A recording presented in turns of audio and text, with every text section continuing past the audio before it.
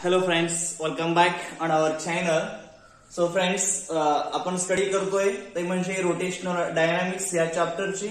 त्यातला जो first bit आहे कायनेमॅटिक्स ऑफ सर्क्युलर मोशन याबद्दल आपण डिस्कस करतोय. त्यातला पार्ट फर्स्ट मध्ये म्हणजे याच्या अगोदरच्या लेक्चर मध्ये आपण अँग्युलर डिस्प्लेसमेंट याबद्दल डिस्कस केलेले आहे आणि आज आपण स्टडी करणार आहोत, डिस्कस करणार आहोत ते म्हणजे अँग्युलर व्हेलॉसिटी. ओके, सो आपलं आजचं टार्गेट आहे to complete the angular velocity. म्हणजे आपल्याला अँग्युलर व्हेलॉसिटी इन डिटेल बघायचंय. बरं, पूर्ण आपण डिटेल मध्ये अँग्युलर व्हेलॉसिटी या ठिकाणी कम्प्लीट करणार आहोत. ओके, म्हणजे तुम्हाला सीईटी जेडब्ल्यू या लेवलला सुद्धा तुम्ही याची क्वेश्चन्स आपण सॉल्व्ह करू शकतो. इथपर्यंत बघण्याचा आपण प्रयत्न करणार आहोत. ओके, सो बघा, लेट्स बिगिन स्टार्ट नाउ. आता बघा, स्टडी करत असताना याच्यामध्ये एक शब्द खूप इम्पॉर्टंट आहे. आता अँग्युलर हा वर्ड काय येतोय, कशामुळे येतोय, तर त्याचं सरळ सरळ रिझन आहे. कुठलं, तर आपण सर्क्युलर मोशनची स्टडी करतोय, बरोबर आहे. त्यामुळे हा अँग्युलर शब्द आलाय. आता अँग्युलर डिस्प्लेसमेंट आहे, त्यानुसार आपण ते स्टडी केलेलं आहे. आता याच्या नंतरचा आणखी एक वर्ड आहे या ठिकाणी, ती म्हणजे व्हेलॉसिटी, बरोबर. आता व्हेलॉसिटी म्हणजे नेमकं काय असतं. आता अँग्युलर व्हेलॉसिटी हे एक व्हेलॉसिटीचा टाइप आहे म्हटलं तरी चालतंय. It is the one type of the velocity, बरोबर. पण नेमकं व्हेलॉसिटी म्हणजे काय असतं हे आपण अगोदर डिस्कस करू. आता साधं सिंपल आणि सरळ सरळ डेफिनेशन सांगायचं झालं व्हेलॉसिटीची, तर व्हेलॉसिटी म्हणजे काय असतं, सिंपल डिस्प्लेसमेंट अपॉन टाइम, बरोबर आहे. हे तुम्हाला सगळ्यांना माहित आहे की व्हेलॉसिटी म्हणजे काय, डिस्प्लेसमेंट अपॉन टाइम आहे. मग थोडक्यात आपण थोडं लिनियर व्हेलॉसिटी अगोदर आपण त्याबद्दल डिस्कस करू, नंतर मग आपण अँग्युलर व्हेलॉसिटी कडे येऊ.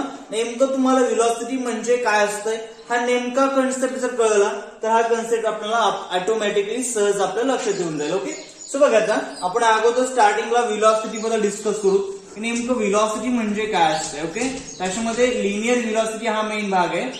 लिनियर व्हेलॉसिटी म्हणा किंवा त्यांना आपण डायरेक्ट व्हेलॉसिटी पण म्हणू शकतो. ओके, सो बघा, आता व्हेलॉसिटी म्हणजे काय असतं, तर व्हेलॉसिटी म्हणजे काय, नेमकं तुम्हाला काय करायचं याच्यामध्ये, तर डिस्प्लेसमेंट मध्ये जो चेंज होतोय तो चेंज बघायचा आपल्याला, बरोबर. मी काय म्हणतोय, डिस्प्लेसमेंट मध्ये होणारा चेंज आणि त्यात तो चेंज पर युनिट टाइम किती होतोय, बरोबर. म्हणजे काय, नीट कन्सेप्ट बघा, लक्षात येतं का. आता समजा आपल्याकडे एक ऑब्जेक्ट आहे, मी या ठिकाणी एक ऑब्जेक्ट कन्सिडर करतोय आणि हा ऑब्जेक्ट काय करतोय, मोशन परफॉर्म करतोय. लिनियर मोशन आपण अगोदर कन्सिडर करू, मग आपण अँग्युलर कडे जाऊ. हा ऑब्जेक्ट काय करतोय, आपला एक मोशन परफॉर्म करतोय, तुमच्या समोर आहे सर्व. आता मोशन परफॉर्म करत असताना याचं काहीतरी डिस्प्लेसमेंट होणार आहे, बरोबर. आणि ते डिस्प्लेसमेंट होण्यासाठी त्याला काहीतरी वेळ लागणार आहे. एक एक्झाम्पल कन्सिडर करा की तो ऑब्जेक्ट या ठिकाणी आणि इथून या ठिकाणी जाण्यासाठी हे जे डिस्टन्स त्यांनी कव्हर केलंय, हे जे डिस्प्लेसमेंट आहे, ते डिस्प्लेसमेंट समजा आपण कन्सिडर केलं किती आहे, 20 मीटर आहे. जस्ट कन्सिडर करा की हे डिस्प्लेसमेंट किती आहे, 20 मीटर आहे. आणि या ऑब्जेक्टला इथून या ठिकाणी पोहोचण्यासाठी म्हणजे 20 मीटर एवढं डिस्प्लेसमेंट कव्हर करायला या ऑब्जेक्टला कन्सिडर करा 10 सेकंद लागेल, बरोबर आहे. मग या इन्फॉर्मेशन वरून आपण तुम्हाला जरी कोणी विचारलं की एका सेकंदामध्ये याचं डिस्प्लेसमेंट किती झालंय, बघा प्रश्न कसा आहे का, 20 मीटर एवढं डिस्प्लेसमेंट या ऑब्जेक्टनी 10 सेकंदात कव्हर केलंय. मग एका सेकंदामध्ये किती डिस्प्लेसमेंट कव्हर केलंय हे जर तुम्हाला विचारलं तर आपण सरळ सरळ सांगू शकतो. कसं सांगू शकतो का, किंवा 20 मीटर डिस्टन्स हा ऑब्जेक्ट 10 सेकंदात कव्हर करतोय, तर एका सेकंदामध्ये कव्हर केलेलं डिस्प्लेसमेंट किती असणार आपलं, 2 मीटर पर सेकंद. मग हे जे 2 मीटर पर सेकंद आपण काढलंय म्हणजे पर युनिट सेकंद जे डिस्प्लेसमेंट कव्हर करतंय, हे जी फॅक्ट आहे, ही जी क्वांटिटी आहे, यालाच म्हणायचं असतंय व्हेलॉसिटी. बघा, लक्षात आलं का. व्हेलॉसिटी म्हणजे नेमकं काय असतंय, तर नेमकं काय असतंय, डिस्प्लेसमेंट मध्ये जो चेंज होतोय तो चेंज पर युनिट टाइम कसा होतोय ते सांगायचं आणि त्यालाच काय म्हणायचं, व्हेलॉसिटी, बरोबर. मग आता आपण थोडं सर्क्युलर मोशन कडे जाऊ. सर्क्युलर मोशन मध्ये व्हेलॉसिटी कशा प्रकारची असते, त्या ठिकाणी कुठल्या कुठल्या व्हेलॉसिटी आहेत, त्या ठिकाणी डिस्प्लेसमेंट कोणते कोणते आहेत, याच्याबद्दल आपण थोडक्यात डिस्कस करतो. ओके, आपण सर्क्युलर मोशनची स्टडी करत असताना अगोदर आपण शिकलेलं आहे बघा एका डिस्प्लेसमेंट बद्दल, ते म्हणजे कुठलं, तर अँग्युलर डिस्प्लेसमेंट. त्याच्याही अगोदर त्याच्यामध्ये आपण लिनियर डिस्प्लेसमेंट सुद्धा स्टडी केलेले आहे. लक्षात ठेवा, सर्क्युलर मोशन मध्ये अँग्युलर डिस्प्लेसमेंट ही असतं आणि त्यासोबत लिनियर डिस्प्लेसमेंट सुद्धा असतं. मग लिनियर डिस्प्लेसमेंट मध्ये जो चेंज होतोय विथ रिस्पेक्ट टू टाइम त्याला म्हणायचं लिनियर व्हेलॉसिटी आणि अँग्युलर डिस्प्लेसमेंट मध्ये जो चेंज होतोय विथ रिस्पेक्ट टू टाइम त्याला म्हणायचं अँग्युलर व्हेलॉसिटी. हे काय असतं बघा, आता थोडक्यात नीट इमॅजिन करा. समजा आपल्याकडे एक ऑब्जेक्ट आहे, जो ऑब्जेक्ट काय करतोय तर सर्क्युलर मोशन परफॉर्म करतोय. हा ऑब्जेक्ट आहे जो सर्क्युलर मोशन परफॉर्म करतोय. इमॅजिन करायचं फक्त, जस्ट कन्सिडर करा एक ऑब्जेक्ट आहे आणि हा सर्क्युलर मोशन परफॉर्म करतोय. हा त्याचा सर्क्युलर ट्रॅक झाला, हा सर्क्युलर पाथ झाला. या पाथच्या along object circular motion perform करत आहे. याचं सेंटर आपण या ठिकाणी तर कन्सिडर करू. आता बघा, ह्या ऑब्जेक्टला आपण मोशन परफॉर्म करत असताना याची पोझिशन सध्या सुरुवातीला आपण इथे ए या ठिकाणी पोझिशन कन्सिडर केलो. मग आफ्टर टाइम टी एवढ्या वेळानंतर आपण त्याला काहीतरी वेळ दिला, बरोबर, आपण कन्सिडर करू की टी एवढा टाइम दिलेला आपण, आणि आफ्टर टाइम टी हा ऑब्जेक्ट या ठिकाणी येणार आहे, बरोबर आहे. तो काही या ठिकाणी आला, आपण असं कन्सिडर करू, याची पोझिशन बी आपण म्हणतो, बरोबर आहे. मग या ऑब्जेक्टने का इथून इथं येत असताना हे जे डिस्टन्स कव्हर केलंय, हे जे अर्क लेंथ आहे, हे अर्क लेंथ यालाच म्हणायचं असतं लिनियर डिस्प्लेसमेंट. मी अगोदर डिस्प्लेसमेंट क्लिअर करतोय. हे जे अर्क लेंथ आहे या ए पासून बी पर्यंत येण्यासाठी जो नेमका डिस्टन्स पाथ यूज केलाय त्यालाच म्हणायचं लिनियर डिस्प्लेसमेंट, जे आपण एस ने दाखवतो. आता सर्क्युलर मोशन मध्ये तुम्हाला क्लिअर करा, सर्क्युलर मोशन मध्ये लिनियर डिस्प्लेसमेंट म्हणजे काय असतंय तर अर्क लेंथ असते, बरोबर. आणि त्यासोबत आपण जर या ठिकाणी येऊ का ह्या सेंटर पासून ह्या ऑब्जेक्टच्या पोझिशन पर्यंत एक वेक्टर जर ड्रॉ केलं, ज्या वेक्टरला आपण काय नाव दिलेलं आहे रेडियस वेक्टर म्हटलंय. याच्यासाठी तुम्ही पार्ट फर्स्ट बघा किंवा लेक्चर नंबर 2 बघा, त्याच्यामध्ये लक्षात येऊन जाईल आपल्याला. आणि बघा या ठिकाणी हे तर आपण जोडलो तरी याची पोझिशन हा पण रेडियस वेक्टर झाला. मग ह्या रेडियस वेक्टरने याच्यामध्ये तयार केलेला सेंटरला जो अँगल आहे त्या अँगल आपण म्हणतो अँग्युलर डिस्प्लेसमेंट, बरोबर. आता बघा काय काय सांगतोय, हे झालं आपलं लिनियर डिस्प्लेसमेंट, हे झालं अँग्युलर डिस्प्लेसमेंट. आता दोन्ही पण डिस्प्लेसमेंट होण्यासाठी त्याला टाइम लागलाय, लक्षात ठेवा. दोन्ही बोथ डिस्प्लेसमेंट साठी इट नीड द टाइम. हे इम्पॉर्टंट आहे, हे ऑटोमॅटिकली होत नाही, त्याला टाइम 100% लागणार आहे. हे एस कव्हर करायला पण टाइम लागलाय, थीटा कव्हर करायला पण टाइम लागलाय. मग तो पर युनिट टाइम काहीतरी एस कव्हर करणार आहे, थोडंफार तरी एस कव्हर करेल. याचं एकूण एस इथं जे आहे जी अर्क लेंथ आहे ती तुम्ही सांगू शकता आर थीटा, बरोबर आहे. ते मान्य आहे मला, येस आहे, बरोबर आहे. मग टाइम लागलाय त्याला, मग पर युनिट टाइम जो तो डिस्प्लेसमेंट कव्हर करतोय, जी अर्क लेंथ कव्हर करतोय, ती व्हेलॉसिटी म्हणजे काय असते आपली लिनियर व्हेलॉसिटी असते, जी आपण व्ही ने दाखवतो. लक्षात ठेवा, जे तुम्ही व्ही ने दाखवता ते व्ही म्हणजे काय असतं नेमकं तर या ऑब्जेक्टनी जे कव्हर केलेलं डिस्प्लेसमेंट आहे, जे डिस्प्लेसमेंट लिनियर आहे, बरोबर आहे, ते लिनियर डिस्प्लेसमेंट आणि टाइम जो आहे तुमचा तो टाइम त्या ठिकाणी त्या दोघांचा रेशो घेतला आपण आणि पर युनिट टाइम जे डिस्प्लेसमेंट कव्हर केलेलं आहे तर आपण नॉर्मली सरळ इथं एस अपॉन टी असं पण लिहू शकतो किंवा तुम्ही change in S upon change in T असंही करू शकता. म्हणजे del S upon del T किंवा delta S upon delta T असं सुद्धा आपल्याला लिहिता येतं. ओके, मग मी असं का लिहितात ते डेल एस कधी लिहायचं ते पण मी सांगतो. इथं कसं आहे आपली सुरुवात जी स्टार्टिंग आहे ती स्टार्टिंग 0 पासून आहे. आपण इथून स्टार्टिंग केलंय आणि या ठिकाणी आपण कन्सिडर केलं की याचं डिस्प्लेसमेंट 0 आहे या ठिकाणी जेव्हा टी 0 असताना. त्यामुळे एकूण डिस्प्लेसमेंट आहे म्हणून आपण डायरेक्ट एस अपॉन टी घेतलं. जर अशी कंडिशन असेल, कशी असेल का या ठिकाणी आपण कन्सिडर केलं की टी एवढ्या टाइमानंतर याचं डिस्प्लेसमेंट एस एवढं झालेलं, बरोबर आहे. आणि नंतर बघा आपला ऑब्जेक्ट आणखी पुढे टाइम परफॉर्म केलाय आणि त्या ठिकाणचा टाइम त्याचा समजा आपण म्हटला की डेल टी एवढ्या वेळानंतर पुढे आणखी डेल टी जर यांनी टाइम कव्हर केला, टाइम घेतलाय, तेवढ्या टाइमानंतर याचं जे काही लिनियर डिस्प्लेसमेंट होणार आहे ते डिस्प्लेसमेंट आपण इथं कन्सिडर करू शकतो ते म्हणजे डेल एस, बरोबर. मग अशा वेळेस जर तुम्ही याची लिनियर व्हेलॉसिटी काढायचं ठरवलात तर तुम्हाला त्या ठिकाणी चेंज इन व्हेलॉसिटी घ्यावं लागेल. ओके, म्हणजे व्हेलॉसिटी इज इक्वल टू यावेळेस तुम्हाला घ्यावं लागेल ते म्हणजे del S upon del T. Okay, मी काय घेतोय काय नाही नीट बघा बरं. हे अगोदर 0 पासून आपण सुरुवात केली होती. या ठिकाणीचं फायनल जे असणार आहे ते फायनल किती असणार आहे आपलं एस प्लस डेल एस असणार आहे, बरोबर. आणि इनिशियल काय असणार आपलं एस आहे. म्हणजे दोघांचं आपण जर या ठिकाणी चेंज काढलं, चेंज म्हणजे सबट्रॅक्शन करायचं, सबट्रॅक्शन केलं आपण तर आपल्याला काय मिळतं डेल एस मिळतं, बरोबर. आणि फायनल टाइम काय मिळेल आपल्याला टी प्लस डेल टी मिळणार आहे. इनिशियल टाइम आपला टी आहे, मग T plus del T minus T करा, टी कॅन्सल होतं आणि फक्त काय राहायचं आपलं डेल टी. अशा प्रकारे पण तुम्हाला व्हेलॉसिटी काढता येते. ओके, चेंज म्हणा किंवा याला असं सुद्धा लिहितात ते म्हणजे v is equal to del S divided by del T. हे असं पण आपण व्हेलॉसिटी लिहू शकतो. हे झालं आपलं व्हेलॉसिटी. कुठली झाली पण ही लिनियर. लिनियर का बरं म्हणतोय कारण आपल्या या ठिकाणी एस घेतोय. एस म्हणजे काय झालं का या ठिकाणी हे लिनियर डिस्प्लेसमेंट घेतोय. मग linear displacement with respect to time म्हणजे काय असतं आपली लिनियर व्हेलॉसिटी. मग सेम तसंच angular displacement with respect to time म्हणजे काय असतंय अँग्युलर व्हेलॉसिटी. या ठिकाणी तुम्ही बघू शकता का इथला जो अँग्युलर आहे जो अँग्युलर डिस्प्लेसमेंट आहे ज्याला आपण थीटा म्हणतो तो थीटा सुद्धा पर युनिट टाइम चेंज होणार. आता थीटा परफॉर्म करायला पण याला टी एवढा वेळ लागला म्हणून आपण थीटा अपॉन टी म्हणू शकतो बरोबर. आणि ही जी व्हॅल्यू आहे ह्यालाच म्हणायचं अँग्युलर व्हेलॉसिटी जे आपण ओमेगाने इंडिकेट करू शकतो. लक्ष ठेवा अँग्युलर व्हेलॉसिटी इंडिकेट करण्यासाठी रिप्रेझेंट करण्यासाठी काय वापरायचा असतो ओमेगा वापरायचा असतो. आणि ओमेगा म्हणजे काय तर थीटा अपॉन टी असतं. याचा अर्थ आहे angular displacement with respect to time. Okay असंही म्हणू शकतो आपण. आता नेमका चेंज कसा होतो काय नाही त्याबद्दल आपण आणखीन याच्यापेक्षाही थोडस चांगल्या प्रकारे समजून घेण्याचा प्रयत्न करू. आता जस्ट कन्सिडर करावं का एक उदाहरण घेतो म्हणजे तुमचं लक्ष येऊन जाईल. आता आपल्याकडे ऑब्जेक्ट आहे जो सर्क्युलर मोशन परफॉर्म करतोय बरोबर आहे. मग परफॉर्म करत असताना सेंटर आहे. ओके ह्या सेंटर पासून या ठिकाणी आपला ऑब्जेक्ट आहे या ए पोझिशनला आणि इथून हा ऑब्जेक्ट या ठिकाणी पोहोचलाय बी पोझिशनला. या ठिकाणचं याचं काय अँग्युलर डिस्प्लेसमेंट थीटा आहे आपण असं कन्सिडर केलं. याला टाइम टी लागलाय बरोबर. आणि नंतर आणखीन थोड्या वेळानंतर म्हणजे डेल्टा टी एवढ्या वेळानंतर आपला ऑब्जेक्ट काय या ठिकाणी पोहोचलाय.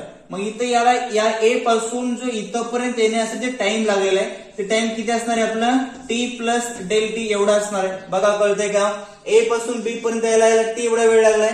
पुन्हा बी पासून इथे यायला आपण सी म्हणू सी पाशी यायला डेल टी एवढा वेळ लागला. म्हणजे ए पासून सी पर्यंत यायला टोटल जो टाइम लागणार आहे तो टी प्लस डेल टी असणार. त्यानुसार बघा ए पासून बी पर्यंत आल्यानंतर त्याचं जे अँग्युलर डिस्प्लेसमेंट आहे ते थीटा आहे. आता बी पासून सी पर्यंत आल्यानंतर जे अँग्युलर डिस्प्लेसमेंट असणार आहे ते आपण समजा म्हटलं की ते डेल थीटा. मग आपण याचं टोटल जर अँग्युलर डिस्प्लेसमेंट काढलं तर टोटल अँग्युलर डिस्प्लेसमेंट हे किती असणार आपलं थीटा प्लस डेल थीटा बरोबर. आता एवढं कळलं सगळ्यांना. मग तुम्हाला जर अँग्युलर व्हेलॉसिटी काढायचं असेल तर हा चेंज इन थीटा बघावा लागेल आपल्याला. म्हणजे याच्यामध्ये चेंज किती झालेला आहे. मग चेंज कशा प्रकारे काढता येतो आपल्याला हे बघा ओमेगा इज इक्वल टू तुम्ही डायरेक्ट पण सांगू शकता की बी पासून सी पर्यंत आलाय म्हणजे या ठिकाणी जो चेंज झालाय तो चेंज किती झालाय तर डेल थीटा एवढा चेंज झालाय. आणि त्याला टाइम किती लागलाय का तर डेल टी एवढा टाइम लागलाय. मग हा पर युनिट टाइम आता बघा डेल टी एवढ्या वेळामध्ये डेल थीटा एवढं या ठिकाणी डिस्प्लेसमेंट झालाय बरोबर. मग आता एका टाइममध्ये पर युनिट टाइम जे डिस्प्लेसमेंट झालेलं आहे अँग्युलर डिस्प्लेसमेंट त्यालाच काय म्हणायचं असते अँग्युलर व्हेलॉसिटी. ओके एक्झाम्पल घेतल्यानंतर तुमच्या आणखीन लक्षात येऊन जाईल. आता बघा हे नेमकं मी चेंज डायरेक्ट घेतलो. तुम्हाला याला असंही लिहिता येतं ते कसं लिहितात आपल्याला तर ओमेगा इज इक्वल टू तुम्ही काय सांगू शकता या ठिकाणी तर final displacement final angular displacement minus initial angular displacement. आता आपण जर चेंज म्हणजे काय असतंय फायनल मायनस इनिशियल. मग फायनल अँग्युलर डिस्प्लेसमेंट याचं किती बघा इथं थीटा प्लस डेल थीटा यातून मायनस करायचं तुम्हाला ते म्हणजे इनिशियल. आता तुम्हाला बी इथं फक्त चेंज एवढा झाला ना मग इथं इनिशियल बी पशी बघतो आपण. मग इनिशियल किती होतं या ठिकाणचं अँग्युलर डिस्प्लेसमेंट थीटा होतं म्हणून मायनस थीटा करा डिवायडेड बाय खाली फायनल टाइम मायनस काय करा इनिशियल टाइम. फायनल टाइम तुम्हाला माहित आहे किती आपला T plus okay del T minus initial time आपल्याला माहिती आहे टी आहे. मग हे T T cancel theta theta cancel करा आन्सर काय मिळेल तुम्हाला del theta upon del T. हे तुमचं आन्सर येणार आहे. त्याला म्हणायचं अँग्युलर व्हेलॉसिटी. ओके मग अशा प्रकारे आपण अँग्युलर व्हेलॉसिटी एक्सप्लेन करू शकतो. त्याला डिफाईन करता येतं आपल्याला. कसं डिफाईन करता येतं तर अँग्युलर व्हेलॉसिटी म्हणजे काय असतंय तर अँग्युलर डिस्प्लेसमेंट अपॉन टाइम म्हणा किंवा the rate of change of angular displacement असंही तुम्हाला म्हणता येईल किंवा सरळ सरळ सांगता येईल का तर change in angular displacement with respect to time is called as the angular velocity. Okay अशी सरळ सरळ आपल्याला सिंपल याची व्याख्या लिहिता येते. हे झालं डेफिनेशन. पण त्याला कॅल्क्युलेट करायचं असेल तर त्याचा फॉर्म्युला तुम्हाला सांगता येईल डेल थीटा अपॉन काय असतंय डेल टी. हे पण तुम्ही फॉर्म्युला त्या ठिकाणी युज करू शकता. आता याच्यानंतर आणखीन एक आपण उदाहरण घेऊ म्हणजे तुम्हाला कन्सेप्ट बरोबर चांगल्या प्रकारे क्लिअर होईल की नेमकं अँग्युलर व्हेलॉसिटी काय असते. तर काय बघा, जस्ट एक इमॅजिन करायचं आहे आपल्याला, उदाहरण घ्यायचंय, कन्सेप्ट चांगला समजून घ्यायचा आहे म्हणून मी एवढं सांगतोय. आता जस्ट बघा, आपण कन्सिडर केलो की एक आपल्याकडे ऑब्जेक्ट आहे, जो ऑब्जेक्ट सर्क्युलर मोशन परफॉर्म करतो, बरोबर आहे. हा सर्क्युलर मोशन परफॉर्म करत असताना सेंटर पासून तो ऑब्जेक्ट या ठिकाणी आहे. मग आपण बरोबर 3 सेकंदानंतर, मी काय म्हणतो बघा, 3 सेकंदानंतर आपण ऑब्झर्व केलं तर तो ऑब्जेक्ट या ठिकाणी पोहोचलाय, बरोबर आहे. 3 सेकंदानंतर ऑब्जेक्ट आपला या ठिकाणी पोहोचलाय आणि याचा जो अँग्युलर आहे, जो थीटा आहे या ठिकाणचा, तो थीटा मी फक्त इथं डिग्री मध्ये घेतोय, ऍक्च्युली तो रॅडियन मध्ये असतो बरं, किंवा तुम्ही रॅडियन घ्या, काही अडचण येणार नाही. समजा तो अँगल असेल आपल्या इथं π/3 अँगल असेल, बरोबर. आता याचा अँग्युलर डिस्प्लेसमेंट किती असेल आपलं, π/3 असेल 3 सेकंदामध्ये. मग आपण नंतर बघा, आणखी थोड्या वेळानंतर, किंवा आपण आता कन्सिडर करू की आफ्टर बरोबर आपण 9 सेकंद बघितलो, इथूनच बरं सुरुवात इथूनच यायचं, इथूनच बघा 3 सेकंदानंतर बघितलो आपण तर π/3 एवढं झालंय. पुन्हा एकूण 9 सेकंदानंतर बघतो आपण, 9 सेकंदानंतर, तर 9 सेकंदानंतर आपण जर बघितलं त्यावेळेस आपलं लक्षात आलं की त्याचं जे काही अँग्युलर डिस्प्लेसमेंट झालं, किंवा समजा या ठिकाणी असेल 9 सेकंद इथं पोहोचलाय समजा, आणि त्याचं जे अँग्युलर डिस्प्लेसमेंट झालंय टोटल बघा इथून इथंपर्यंतचा, ते किती झालं आपला पाय झाला. आता 180 डिग्री म्हणजे पाय असतं, हे सगळ्याला माहित आहे. एक्झाम्पल घेतो, एक्झाम्पल कळतंय का बघा, की आपण 3 सेकंदानंतर बघितलं तर त्याचं अँग्युलर डिस्प्लेसमेंट π/3 आहे, आणि बरोबर 9 सेकंदानंतर आपण ऑब्झर्व केलं, आपल्या लक्षात आलं की अँग्युलर डिस्प्लेसमेंट किती झालेलं आहे, पाय झालं. मग अशा वेळेस तुम्हाला जर या ठिकाणी सांगितलं, विचारलं, काय विचारलं की याचा असणारी जी काही अँग्युलर व्हेलॉसिटी आहे, ती अँग्युलर व्हेलॉसिटी किती असेल, याची अँग्युलर व्हेलॉसिटी काय असेल ते तुम्हाला फाइंड आउट करा म्हणतं. तर कसं काढतात, तर सिंपल आहे का, तुम्ही बघायचं फायनल इथून सुरू झालाय, याचं फायनल जे अँग्युलर डिस्प्लेसमेंट आहे, ते फायनल अँग्युलर डिस्प्लेसमेंट किती आहे आपलं, पाय आहे. म्हणून omega is equal to final angular displacement pi minus initial angular displacement या ठिकाणी ते किती होतं आपलं π/3, ओके, डिवायडेड बाय फायनल जो टाइम आहे, तो फायनल टाइम बघा किती सांगितलं तुम्हाला, 9 सेकंद मायनस इनिशियल जे काही टाइम आहे तो किती आपला 3 सेकंद. बघा लक्षात येतं का, म्हणजे इथून इथपर्यंत चेंज झाला, एवढा चेंज झालाय फक्त. मग हा जो चेंज झालाय तो चेंज पर युनिट सेकंद किती झालाय तो तुम्हाला काढायचा आहे. सो बघू शकता आपण इथं पाय मायनस π/3, पाय मायनस π/3 जर आपण कॅल्क्युलेट केलं तर तुम्हाला मिळेल का 3π मायनस पाय म्हणजे काय म्हटलं 2π डिवायडेड बाय 3 मिळणार आहे, डिवायडेड बाय 3 मायनस 3 काय आपलं 6, आणि तुम्हाला मिळून जाईल का omega is equal to 2π divided by 3 into 6 काय मिळेल तुम्हाला इथं 18. आणि आपण जर कॅल्क्युलेट केलं, बरोबर, तुम्ही अशा प्रकारे कॅल्क्युलेट करू शकता, काही अडचण नाही. 18 डिवाइड करावं लागेल तुम्हाला, 18 ने डिवाइड करून बघा आन्सर मिळून जाईल आपल्याला, ओके. सो 2 1 2 2 9 आहे, म्हणजे काय आपल्याला इथं π/9 येणार आहे. हेच तुमचं काय झालं अँग्युलर डिस्प्लेसमेंट, ओके. म्हणजे आता इथं आपण काढलं का, याच्यामध्ये आणखी तुम्ही डिवाइड करू शकता. बरं, आता पाय म्हणजे काय असं सगळ्यांना माहित आहे, π/9 चा आन्सर तुमचं करेक्ट आहे, किंवा तुम्ही असं काढू शकता इथं पाय म्हणजे किती असतं आपलं 180 डिग्री असतंय, डिवायडेड बाय 9 सेकंद आहे, 9 1 9 9 2 18 0 आलं, म्हणजे तुम्हाला मिळालं omega is equal to 20 degree per second. याचा अर्थ काय, तो जो ऑब्जेक्ट या ठिकाणी सर्क्युलर मोशन परफॉर्म करतोय त्याची अँग्युलर व्हेलॉसिटी ही किती असणार आपली 20 डिग्री पर सेकंद असं म्हणा, किंवा π/9 रेडियन पर सेकंद, ओके. मग π/9 रेडियन ही करेक्ट आहे, आणि 20 डिग्री पर सेकंद हे सुद्धा आपलं करेक्ट आहे. हा अशा प्रकारे आपण कॅल्क्युलेट करू शकतो. हे झालं आपलं, या ठिकाणी मी काय कॅल्क्युलेट करू का, या ठिकाणी सिंपल अँग्युलर व्हेलॉसिटी हे अशा प्रकारे कॅल्क्युलेट करता येतात. आणि नेमकं अँग्युलर व्हेलॉसिटीचं कन्सेप्ट काय आहे ते आय होप सगळ्यांना कळलं असेल, ओके. मग याच अँग्युलर व्हेलॉसिटी बद्दल आपण आणखी मोर इन्फॉर्मेशन बघू. त्याच्यामध्ये त्याचं युनिट, त्याचं डायमेन्शन, पुन्हा फॉर्म्युला तर आपण सांगितलेला आहे, पुन्हा इन्स्टंटेनियस अँग्युलर व्हेलॉसिटी काय असतंय, अवरेज काय असतंय, आपण जी काढतोय ती अवरेज आहे. आता आपला इन्स्टंटेनियस पण बघायचं आहे, इन्स्टंटेनियस काय असतंय त्याच्याबद्दल आपण डिस्कस करू, ओके.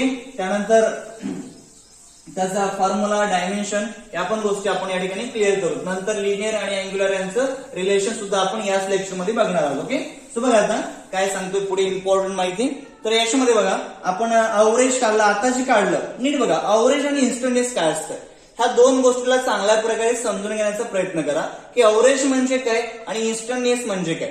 तर अवरेज म्हणजे काय असतं का, आता समजा एखादा ऑब्जेक्ट मोशन परफॉर्म करतोय, बरोबर आहे, मग तो सुरुवात कुठून केलाय आणि शेवट कुठं आहे. बरोबर. ह्या ठिकाणी जे डिस्प्लेसमेंट त्यांनी कव्हर केले ते डिस्प्लेसमेंट आणि त्याला लागणारा टाइम ह्या दोघांचा विचार करून जी आपण व्हेलॉसिटी काढतो ती झाली अव्हरेज व्हेलॉसिटी. आता म्हणजे काय, समजा बघा आपला एखादा ऑब्जेक्ट सर्क्युलर मोशन परफॉर्म करतोय. मग सर्क्युलर मोशन परफॉर्म करत असताना ऑब्जेक्ट या ठिकाणी, मग इथून ऑब्जेक्ट बरोबर आपण काय केलो की बरोबर 10 सेकंदाचा आपण याला वेळ दिला. मग 10 सेकंद नंतर आपल्या लक्षात आलं की तो ऑब्जेक्ट या ठिकाणी पोहोचलेला आहे. बरोबर. आणि इथं त्याचं डिस्टन्स आहे आपलं थीटा. बरोबर आहे. मग वेळ त्याला 10 सेकंद लागला, डिस्टन्स थीटा झालं. मग हेच आहे थीटा म्हणजे किंवा तुम्ही अँगल घ्या या ठिकाणी. मग हे डिस्प्लेसमेंट अपॉन टाइम केलं तर ती जी व्हेलॉसिटी तुम्हाला मिळणार आहे त्या व्हेलॉसिटीला म्हणायचं अव्हरेज व्हेलॉसिटी. हे काय झाली आपली अव्हरेज व्हेलॉसिटी किंवा अव्हरेज अँग्युलर व्हेलॉसिटी पण म्हणू शकतो आपण त्याला ओमेगा काढण्यासाठी. मग त्या ठिकाणी काय असतं तर नॉर्मली तुम्हाला नेमकं चेंज किती झालाय, टायमामध्ये चेंज किती आहे हे तुम्ही सांगू शकता. म्हणजे काय अव्हरेज मध्ये आपल्याला काय सांगता येतं का, काय काढू शकतो आपण ओमेगा अव्हरेज यासाठी. तर सिंपल आहे बघा, काय असतं एकूण चेंज किती आहे थीटामध्ये डिवाइड बाय एकूण चेंज इन टाइम किती आहे, टोटल चेंज इन टाइम किती आहे, टोटल चेंज इन डिस्प्लेसमेंट किती आहे. यावरून तुम्ही काय काढू शकता अँग्युलर व्हेलॉसिटी अव्हरेज काढू शकता. पण इन्स्टंट काढायचं आहे. इन्स्टंट म्हणजे काय तर त्याच्यामध्ये जो चेंज इन टाइम आहे, जो चेंज इन टाइम आहे म्हणजे काय होगा जो टाइममध्ये जो चेंज होतोय तो चेंज नियर अबाउट झिरो असतो. एक्झॅक्टली झिरो नसतो पण नियर अबाउट कसं असतो आपला झिरो असतो. म्हणजे कसं असतं बघा या ठिकाणी आता समजा बघा हा आपला ऑब्जेक्ट आहे, एवढा टी एवढा वेळ लागलाय तो इथं आलाय. बरोबर आहे. आणि ऑब्जेक्ट इथं असताना आपण अचानकपणे याच्याकडे बघितलं, ऑब्झर्वर या ठिकाणी उभारलाय आणि ह्या ऑब्झर्वरनं जेव्हा याच्याकडे बघणार आहे बघितल्या यावेळेस आता कसं आहे नीट इमॅजिन करा हा ऑब्जेक्ट मोशन मध्ये, ऑब्जेक्ट कशामध्ये आपला मोशन मध्ये आहे मला तो इथं थांबणार तर नाही. बरोबर. मग हा बघितला म्हणजे त्या इन्स्टंटला हा थोडाफार पुढे जाणार आहे. बरोबर आहे. ते बघितला जो चेंज इन टाइम असणार आहे तो नियर अबाउट किती असणार आहे आपलं झिरो. एक्झॅक्ट बघायचं लगेच फिरवायचं आपल्याला, कळालं का. म्हणजे त्यातच बघायचं आणि लगेच बाजूला सरकायचं. ह्याचा अर्थ काय हो का तर त्याचा जो चेंज इन टाइम आहे तो जास्त नसणार आहे, तो खूप कमी असणार आहे. म्हणजे नियर अबाउट किती असणार आहे आपला झिरो असणार आहे. या ठिकाणचा जो डेल टी आहे म्हणजे चेंज इन टाइम तो झिरो असणार आहे. मग यावेळेस याचं होणारं जे काही डिस्प्लेसमेंट आहे ते पण खूप कमी असणार आहे, ते आपला डेल टी असणार आहे. बरोबर आहे. आता अशा वेळेस जे आपण व्हेलॉसिटी काढतो अँग्युलर व्हेलॉसिटी त्याला म्हणायचं इन्स्टंटेनियस. आणि इन्स्टंटेनियस अँग्युलर व्हेलॉसिटी काढण्यासाठी होगा आय omega instant is equal to काय मिळणार आपल्याला तर बघा change in theta upon change in time. पण या ठिकाणी जे टाइम आहे तो नियर अबाउट कसा आहे आपला झिरो आहे बट एक्झॅक्ट झिरो नाही. त्याच्यामुळे तुम्हाला काय घ्यावं तिकडं लिमिट, म्हणून limit delta T tends to zero. Okay. हा झाला इन्स्टंटेनियस अँग्युलर व्हेलॉसिटीचा formula. Limit delta T tends to zero del theta upon del T असं आपण म्हणू शकतो. आणि याची जी व्हॅल्यू असते ती व्हॅल्यू असते आपल्याला इथं D theta upon D T. म्हणजे या थीटाचं तुम्हाला टाइमाच्या रिस्पेक्ट काय करावं लागतंय डेरिव्हेटिव्ह, आणि यालाच म्हणायचं ओमेगा इन्स्टंट. बरोबर आहे. ओमेगा इन्स्टंट म्हणजे काय असतंय तर काय ह्या थीटाचं derivative with respect to time म्हणजेच derivative of angular velocity with respect to time. अशा प्रकारे आपण काय काढू शकतो ओमेगा इन्स्टंट काढता येतं. हा झाला आपला ओमेगा इन्स्टंटचा फॉर्म्युला. सेम तसं तुम्ही लिनियर इन्स्टंट पण काढू शकता. लिनियर इन्स्टंटचा फॉर्म्युला आपल्याला कसं सांगता येईल का v is equal to limit delta T tends to zero delta S upon delta T. हा आपण फॉर्म्युला तुम्ही लिनियर साठी वापरू शकता. आणि अँग्युलर साठी काय वापरायचं तर बघा D theta upon D T किंवा limit delta T tends to zero delta theta upon delta T is equal to angular momentum angular velocity आपण फाइंड आउट करू शकतो. ओके. हे झालं सगळ्याच्या फॉर्म्युल्याबद्दल. आता याच्यानंतर पुढे जाऊ आपण आणखी याच्यामध्ये काय बघायचं आपल्याला तर याचं युनिट. आता युनिट काय तुम्ही सरळ सांगू शकता थीटा आहे. थीटाचं युनिट काय असतं आपलं रेडियन. बरोबर आहे. आणि खाली टाइमचं युनिट काय असतं आपलं सेकंद. म्हणून तुम्हाला सांगता येईल ओमेगाचं जे एसआय युनिट आहे ते एसआय युनिट कुठलं असतं आपलं रेडियन पर सेकंद. म्हणजे SI unit of the angular velocity is the radian per सेकंद असणार आहे. आणि त्याच्यानंतर आणखी पुढे जायचं असेल तर डायमेन्शन बघता येईल आपल्याला. डायमेन्शन काय असतं डायमेन्शन तीन गोष्टी आहेत बघा एल एम आणि टी. बरोबर. आता याच्यामध्ये लेंथ आहे का तर ऑफकोर्स नाही, थीटा नाही, लेंथ नाही त्याच्यामध्ये. हा तुम्ही जर लिनियर बघितला तर लेंथ आहे पण याच्यामध्ये लेंथ नसते. हे रेडियन आहे, थीटा आहे, त्यामुळे लेंथ नाही, म्हणून लेंथ 0 येईल, मास पण नाही 0, टाइम आहे, खाली आहे टाइम, खाली असल्यामुळे वर केलं आपलं इथं -1 येणार आहे, म्हणून तुम्हाला अँग्युलर व्हेलॉसिटीचं जे डायमेन्शन मिळणार आहे ते असेल आपलं L0, M0 आणि T-1. ओके, आता महत्वाची गोष्ट म्हणजे डायरेक्शन. आता डायरेक्शन कशी असते, तर याची सुद्धा डायरेक्शन ही कशी आहे आपली, तर हे जे ऍक्सिस ऑफ रोटेशन असतं किंवा सेंटरला जे ऍक्सिस असतंय त्या ऍक्सिसच्या अलॉंग असतंय आणि it is indicated, it is denoted, it is represented by right hand rule. आता राईट हँड रूल काय असतो मी तुम्हाला अगोदरच्या लेक्चरमध्ये सांगितलेलं आहे. हो का, हे जे आपले फिंगर्स आहेत ते फिंगर तुम्हाला ऑब्जेक्ट ज्या डायरेक्शनवर रिव्हॉल्व्ह होतोय त्या डायरेक्शन आपलं फिंगर्स रिव्हॉल्व्ह करायचे. आउट स्ट्रेच्ड थंब काय दाखवतं आपल्याला बघा या ठिकाणी, ह्या ओमेगाची डायरेक्शन, आणि ओमेगाची डायरेक्शन आहे ओमेगाला, व्हॅल्यू पण आहे, म्हणून बघा ही ओमेगा कसली क्वांटिटी आपली वेक्टर क्वांटिटी. आपण असंही सांगू शकतो की omega is a vector quantity. Okay, हे वेक्टर आहे आणि कसलं वेक्टर आहे, तर ह्या वेक्टरला म्हणायचं axial vector. It is the axial vector. Okay, आता ऍक्सियल वेक्टर काय बरं म्हणायचं, कारण सिंपल आहे बघा, हे ऍक्सिस ऑफ रोटेशनच्या अलॉंग असते. The direction of omega is along with axis of rotation, so therefore it is the axial vector. असं पण तुम्हाला सांगता येईल याच्यामध्ये. सो हे झालं डायरेक्शन बद्दल, डायमेन्शन फॉर्म्युला बघितलो आपण. आता महत्वाची गोष्ट बघायची ती म्हणजे काय, तर एखादा ऑब्जेक्ट सर्क्युलर मोशन परफॉर्म करत असेल. आता समजा का हा ऑब्जेक्ट आपण बघितलं, याची इकडे या डायरेक्शनला काय असणार आहे आपली लिनियर व्हेलॉसिटी. आता ओमेगाची तर इकडं आउट असेल किंवा इन असेल, बरोबर आहे. त्यानंतर हे काय झालं आपलं आर रेडियस वेक्टर.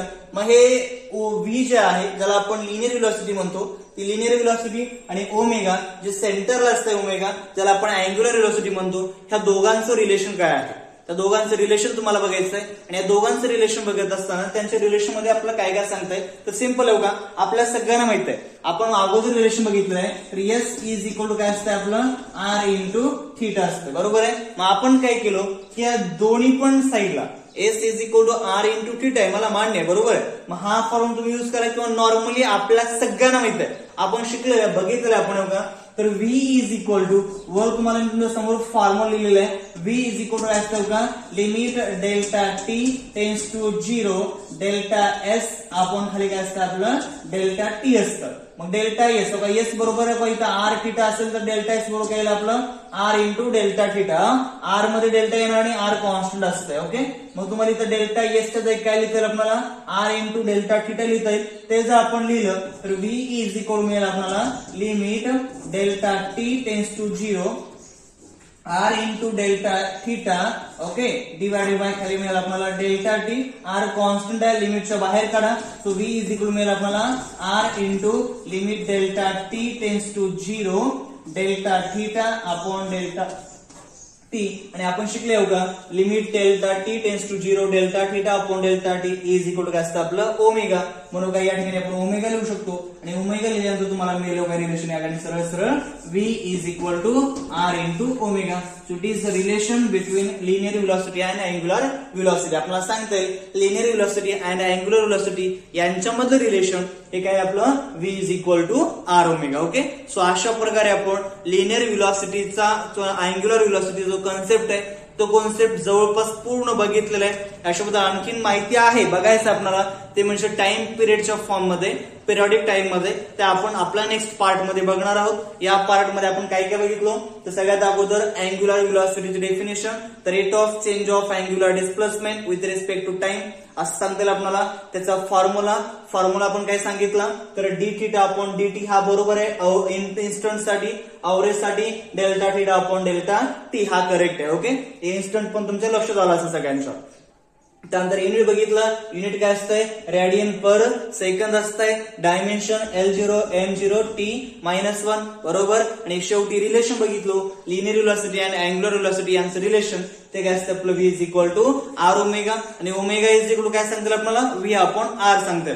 हा, याच्यामध्ये आणखीन एक गोष्ट महत्वाची आहे, ती कुठली, तर या ठिकाणी जी व्हेलॉसिटी आहे ती व्हेलॉसिटी ऑलवेज सतत ह्या आर ला कशी पाहिजे, परपेंडिक्युलर पाहिजे. तर हे कसं आहे, हे जर बघितलं आपण सर्क्युलर मोशन, तर सर्क्युलर मोशन मध्ये व्हेलॉसिटी ह्या रेडियसला ऑलवेज कशी असते आपली परपेंडिक्युलर. हे सर्क्युलर मोशन मध्ये ऑलवेज असतं. ओके, कारण कसं आहे व्हेलॉसिटी ही अलॉंग विथ टँजंट आहे, आणि या लिनियर व्हेलॉसिटीला टँजेन्शियल व्हेलॉसिटी सुद्धा म्हणतात. The linear velocity is also called as the tangential velocity in circular motion. लक्षात ठेवा, सर्क्युलर मोशन मध्ये लिनियर व्हेलॉसिटीला आपल्याला काय म्हणता येतं, टँजेन्शियल व्हेलॉसिटी सुद्धा म्हणता येतं. ओके, कारण काय, कारण ही जी व्हेलॉसिटी आहे सर्क्युलर मोशन मध्ये त्या अलॉंग विथ टँजंट आहे. बघा का, या ठिकाणी आपण एक्झाम्पल घेऊ.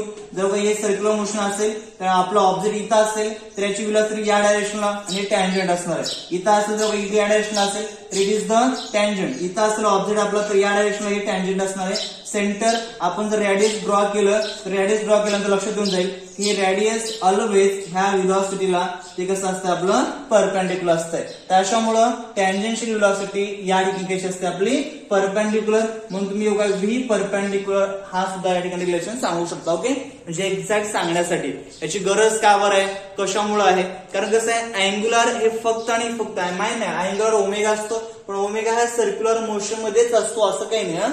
असंही होऊ शकतं की जो ऑब्झर्वर आहे तो ऑब्झर्वरचं सर्क्युलर मोशन होऊ शकतंय ऑब्जेक्ट लिनियर परफॉर्म करत असताना. म्हणजे नेमकं कन्सेप्ट काय आहे ते आपण एका वेगळ्या लेक्चरमध्ये बघू, कारण ते नीट जेडबल साठी इम्पॉर्टंट आहे. ओके, आपण ते वेगळ्या लेक्चरमध्ये बघू याच्यानंतरच्या पार्टमध्ये. आता आजच्या लेक्चरमध्ये एवढं सफिशियंट आहे. सो आय होप सगळ्यांच्या लक्षात आलं असेल. तरी काही अडचण असेल तर तुम्ही नक्की कमेंट बॉक्समध्ये सांगत चला. ओके, शेअर करा तुमच्या सगळ्यांना, जे 12वीचे मित्र आहेत तुमचे त्यांना शेअर करा, त्यांनाही फायदा होईल आणि आपल्या चॅनलला सबस्क्राईब करा. Okay, so now today stop here.